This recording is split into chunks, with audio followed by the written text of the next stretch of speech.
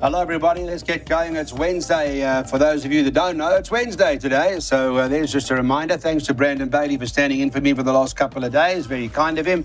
And we get straight into the Poly action. Reminder about our Twitter account. I love the activity that's going on there. It's lovely to have those that are on there and engaging with us. Thank you so much. At Waited to Win's our handle. And also, of course, that WhatsApp number where you can join so we can send that information to you ASAP as well. Lots of you like to get the info sometimes early morning or the night before or whatever the case may be. For a lot of you, a lot of us work all day and sometimes not as easy to get on race time. Right, yeah, let's go. First race, it's a 1200 Poly. Darren Burrows got the pick six yesterday. Congratulations, Darren Burrows. What you going to do with the money? Oh, it wasn't a big one, but it was profitable. Race one, Fire Tonic. Probably the horse to beat. He is dropping in trip, and I think that's going to be in his favour. But I've got healthy respect for the talking horses, Cotton Ron. He has Shorten in the market, and I think he'll be competitive. So 2 and 3 for the shortlist, followed by 7 and 5.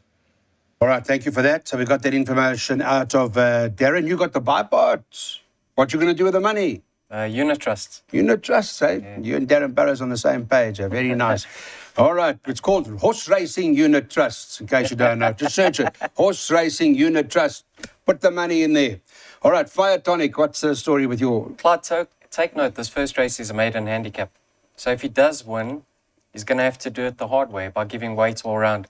Last time out, he was fitted with a tongue tie. He ran a dismal race. That's now been removed.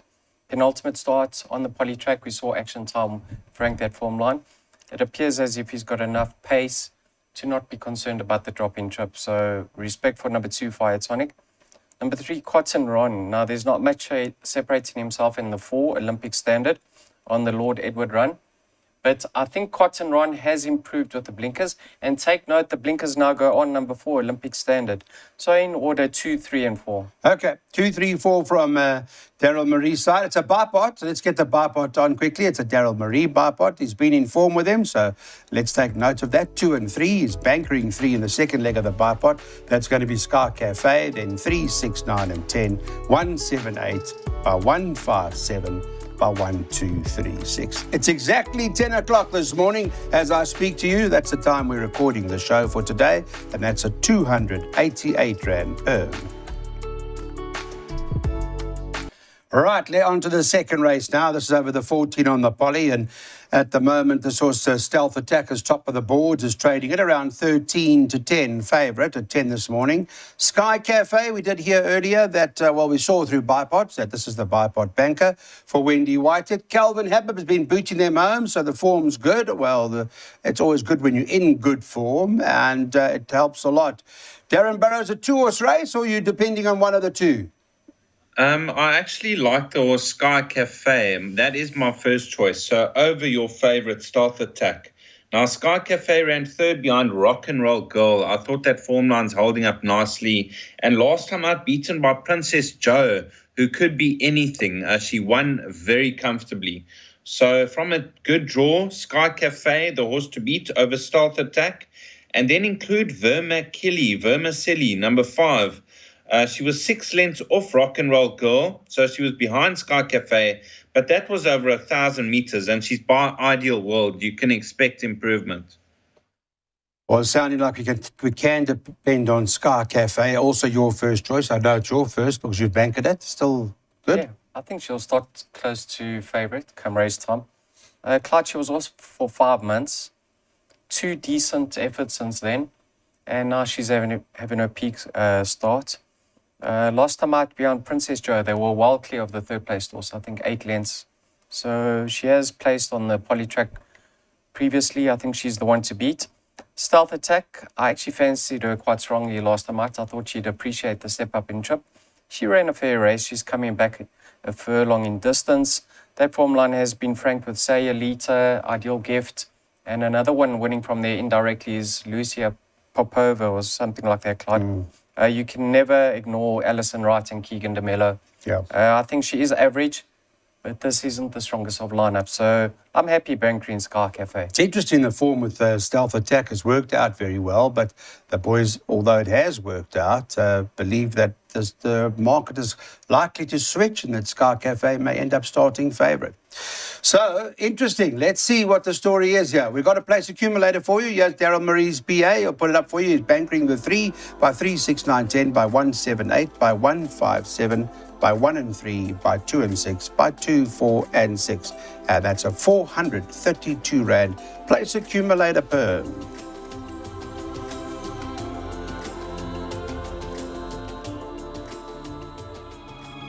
Okay, we got the Pick Six yesterday, courtesy of Darren Burrows. The third race, first leg of the Pick Six of 14, where open race, I guess they are betting 33 to 10 in the field, and Princess Joe for Dean Kannemeyer and Keegan DeMella.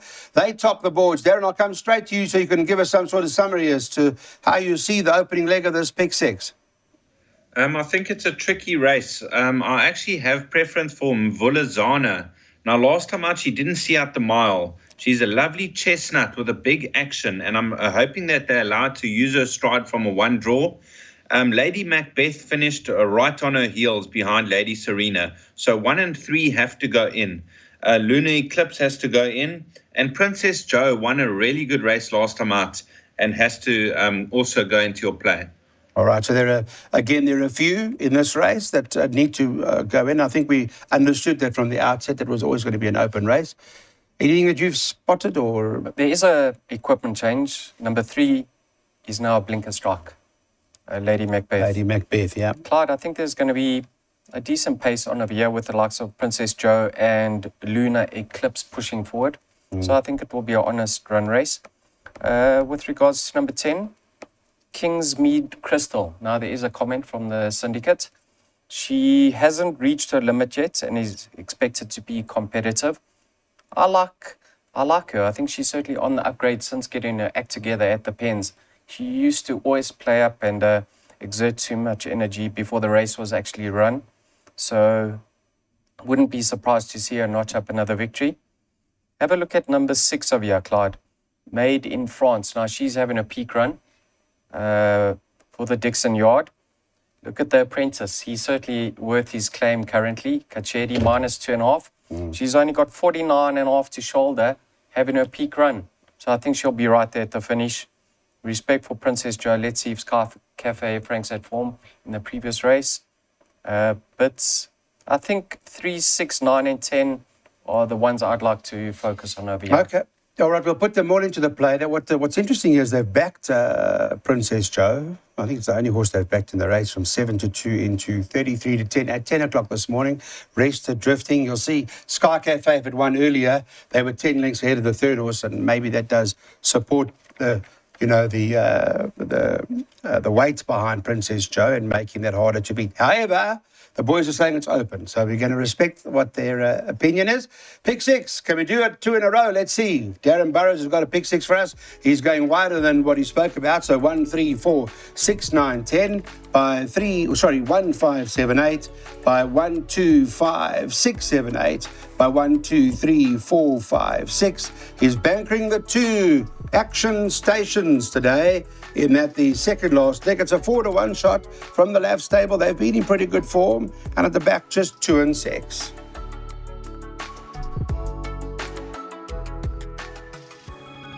Keegan DeMello is riding this horse for Robbie Hill, so I think that does certainly raise switch the alarms on when DeMello's on for Robbie Hill. Count Marsh into 22 to 10. Second choice, this horse Mac Hardy trading at 9 to 2 and High Velocity trading at 9 to 2. 5s and better about the others. Darren, what do you make of it? Count Marsh hard to beat? I thought between Crested Eagle and Count Marsh. Now, if you go back 3 runs on Count Marsh's form, he got beat 1.5 lengths by Crested Eagle, and it's pretty much the same weights. So I'm not going to split Crested Eagle and Count Marsh. And then I've got respect for Mac Hardy up in trip and High Velocity. Yeah, it's interesting that, Keegan's ridden this horse before, so he knows Count Marsh, right, at the end of the day. And Juan Carlos came out of Mr. Maloney and won. So I kind of like that combination today. That's a punting stable, of that you can make no doubt about. So I don't know if it'll shorten any further. But is it open sort of race? Or Clyde, Crested Eagle, the last time he was seen on the poly track, he actually beat Count Marsh. Right. And he's only half a kilogram worse off. So there's not much separating the two of them. White Cedars franked that form by winning 2. And then the likes of Mac Hardy, I know his form of his maiden win isn't strong whatsoever, but he's unexposed and lightly raced. And he now steps up in trip. So if he's better than what his recent form is over this extended trip, I think he could feature. But I thought Crested Eagle and Count Marsh are the two to focus on over here. Respect for Mac Hardy. Okay. We've heard the discussion for both horses. So those are definitely the two to go for here. And Rachel Venica, let me tell you, has also been in very good form, as you well know. All right. Let's have a look. What's a jackpot? Okay, first jackpot. This is coming from Daryl. He's going 1578 by 1567 by 1236 by 2468. 4 horses in each of those legs means 4 times 4 times 4 times 4 costs 256 Rand. Peter Muscat brings Black White Dynamite to the races at 17-10 is the one to beat. They got 5-1 about the rest of the field. And on Twitter, at Weighted to Win's our handle. You can find out more about this race as well as on our WhatsApp group. That number is there on the screen for you. Let's talk to Darren Burrows. Tell me about Black White Dynamite. When I say short in the betting, he's been in very good form. He's had 2 solid runs the last couple of starts. Not too sure about the quality and the strength that he took on a like-for-like basis with a race like this. Was it much of a muchness, really, Darren? Yes, Clyde, he is the horse to beat. I saw the Muscat's comments, and he said he's definitely the horse to beat in the race, doing well. 2 good seconds in his last 2 starts. He will appreciate the step up in trip, apprentice allowance. Over horses like Son of Silk. Now, he's having his peak run, 3rd run after a lengthy rest. And last time out on the poly, he ran a good second. He's got a 1 draw. And Cavalieri is also, he's got ability on his day. He's a lightly raced 6-year-old. Marco van Rensburg in KwaZulu-Natal? Right. Yes. Been doing that for MJ. a while now? For MJ, yeah. Just for MJ. Um, Well, he might have a few others, but I mean, is that what he's been trying to do? he's done there for MJ. You know, 2 Cavalieri. proper South Africans. Absolutely. Proper South Africans. Clyde, have a look at Cavalieri. Well-bred South Africans. He's won from one over the course in distance. That was in his 2nd start as a maiden. But, Clyde, Black White Dynamite. Now, he's having his 3rd run after arrest. He's won 3 races to date in his career. All 3 have been over this course in distance. I get the feeling that they want to give him a chance. He needs to get some cover, and he'll be doing his best work late. The syndicate says winning chance, so they're very bullish. But this horse, Rugger Bugger, number 5, he wasn't suited by the underfoot conditions last time out at Scottsville. And if he goes forward, like we haven't seen the best of him yet. He's slightly raced. So if you just ignore his later starts and think that he's better than that, you have to respect him over here. So I think he's the value in the race. I'm going to say Rugger Bugger ahead of Black White Dynamite and Son of Silk, number 1. Interesting, Rugger Bugger. He beat that rock and roll girl that came out and won. I think the 3rd and the 4th have also won from there indirectly, not in their very next outings, but it has been franked. And that also Arts Kingdom, I think, came out and won from the last form line as well, didn't it? Clyde, I think that might be a shreddy that you picked up on there. Yeah, he could Price is certainly at be 11-1. Yeah. Won't start 11-1. Why you having a bet? No, I'm not. But I'm just, after you've put it out there, I don't think you'll get Rugger Bugger starting. But if it's going to be Marco van Rensburg and MJ Odendaal, there'll be a bride tonight, that's for sure. I can tell you, know what those boys are like. They enjoy those. 5-1 about those guys. Darren Burrows has worked out something. And let's see, where does Black White Dynamite feature in all of this with the likes of Cavalieri in there and Rugger Bugger? Well, Darren's put them all in. They're all going into the play. So that's the first leg. By second leg, 1, 2, 3, 4, 5, and 6. Then the 2 banker is into Action Stations, and with Keegan Tamela riding for Paul Lafferty, which is rare. And then 2 and 6 at the back. Let's get into the 1600 now. And in this particular event, Miss Lila, number 5 in the card, trades at 3-1. 7 Raven Sword is 4-1. And number 1, Bugsy Malone, is at 11-2 with 6 and 8. Open, many as you can, I would imagine. Although I do always respect the Garth Puller stable and Serena Moodley riding. And Wendy Whitehead and Calvin Habib have a great rapport as well. But I think it's as open as you can get. But let's ask Darren what he thinks. I thought they could be lining one up here called Exceed Expectation. Now, his rating's down from an 81 to a 62. And he gets 1.5 kilos not apprentice allowance, Rachel Venica allowance. So he's had the comeback run over 1400. On pedigree, he should enjoy the mile. And just off that low rating with the scratching of Quizmaster, I'm looking for the value in Exceed Expectation. Interesting. Exceed Expectation. Perhaps the horse to beat, trading at around 11-2 or 6-1. According to Darren, that's his first choice. Would you agree? He's my second choice, Clyde. Just take note. Number 3 has been included in an exacta box that we suggested, but he's been scratched, so you can just remove him. Quizmaster's out, okay. Have a look at Bugsy Malone. He's come down from a 74 to a 52. Now, he's in his penultimate start, when he only got beaten 4.5 lengths, he was off a rating of 59 in an average MR of 66. He's now for 52 in an average MR of 60. So he's come down in the ratings and come down in class. So I've got very healthy respect for number 1, Bugsy Malone. Pake Mali, last time out on a soft track over a mile, I thought was just too far for him. In my opinion, he deserves another chance. And then Darren's touched on Exceed Expectations.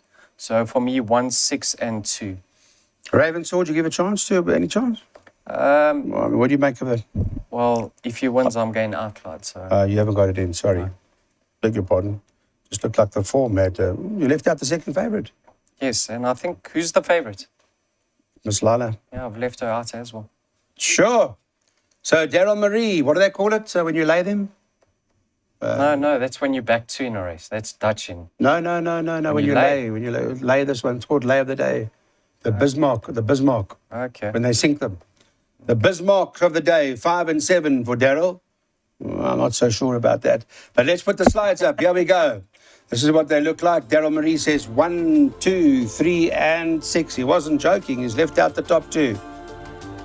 Race 7, let's get going. Talk about Action Stations, the horse I've been talking about most of the day around the banker. Darren Burrows is quite keen on it, and it's priced up at 4-1. Keegan de Mello gets the ride for Paul Lafferty. He's a busy guy, Keegan de Mello, but to get a ride for the left state, he's taken the ride for Paul Lafferty, and so there must be ongoing discussions between the two, and this horse has got to have a serious claim. Darren Burrows, tell us why. Well, the stable of Paul Lafferty has been in form. They've been having winners regularly. Keegan de Mello gets back in the saddle. I just went back to his mile run, 3 runs back on the poly, and he got touched off by Cesura. I thought an unlucky loser. And a repeat of that sort of performance in this type of company, I think he is the horse to beat. By no means a confident selection, but I did bank him in the pick 6 as it would have been an expensive perm if I played wider. Dangers, maybe Final Destiny with only 51 kilos. Okay, we'll give respect to Final Destiny perhaps, but Action Stations, it's, the horse has left the gate, so to speak, so it's too late now. We're on to that already. From Darren's perspective, your perspective, Darren? But he's got the fitness, he's got the draw and the jock, all in his favour. Last time out, he lacked that usual early toe. He ran on well. Penultimate start was of a distance too far. So Darren touched on his 3rd run back, where he went down the narrowest of margins over this course and distance. So you have to give him a strong winning chance over here. Let's see how Son of Silk goes in a previous race. Hopefully he can frank that form. Tashman, number 6, Clyde. Barring his run 3 runs ago, he's very, very consistent and he's never far off. Look at his course and distance form. 6 starts for a win and 3 seconds. And he's in good form. So I think he'll run another honest race. Normally, didn't Calvin Habib normally take rides for that stable, for Wendy Whitehead? I see that Angelia Machutla is, and he's riding. Ants has ridden it in the past, so I don't think they want to Plans to read change anything to that, eh? a winning formula. All right, well, that's the plan. Race 7, you've heard the story from both gents. What are we going to do with race number 7? Well, Darren Burrows is keen at Action Stations. Daryl Maurice also has rubber stamped it. And that's going to be our play. Let's hope that is the case.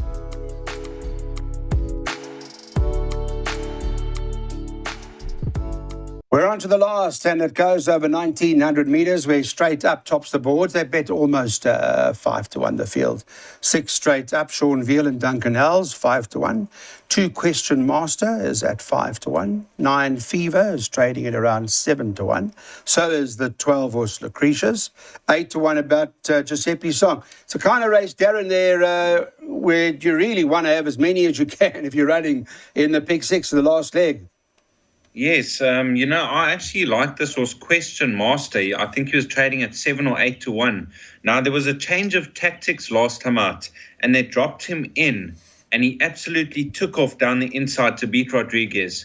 I know Rodriguez didn't frank that form, but he didn't run his usual race last time out. And with 54.5 kilos, I think he's a massive runner. I'm hoping that he also drops in from a 2-draw and gets cover, because I don't like it when he goes too handy. The obvious danger is straight up.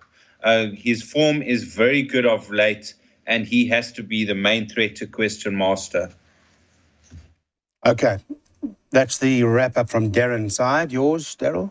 Clyde, I'm going to tip a little bit of value here in number 4, Immeasurable. Now, he doesn't have the best of form on a soft track, so I'm willing to excuse him for his latest effort. And then his 2 prior runs, Clyde, he needed his first run after a layoff. Then he improved in his second start, both over distances way short of his best. So he's going to appreciate being stepped up in trip on the poly track. And if I think he's better than his latest, he has to go in. I also like Question Master. I went for a little bit of a gamble on him in his penultimate start. We tipped him at 16-1. He was backed into favoritism, but he went too quick on that occasion. And then last time, he won over the course and distance. The form line hasn't really been franked, but he's certainly enjoyed being stepped up in trip. And I think he's going to find his feet now over this sort of distance. So 4 and 2, play around them in exactas and swingers, trifectas, double floats. Okay. Well, Immeasurable's trading around 20-1, number 4 on the card. So it's a nice trifecta quartet. Selwyn Elk. Selwyn Elk? Yes. Selwyn Elk. He was telling me that it's the horse racing is the only game. If you have to make a team and you need to qualify, when you're playing in a team, you've got to perform and you've got to win as punters, right? Win. You make the team. Horse racing is the only business where if you can lose every day, you still make the team. You still make the team, he said. You can lose every day, but you're still in. Play as much as you like. All right, this is the last race at Hollywood Bets Gravel on the Poly, and this is the story. He's going like this. We're going in each way. It's from Darren. He's on to Question Master, but don't forget about Daryl's Immeasurable. It may be worth a double floater in the quartet.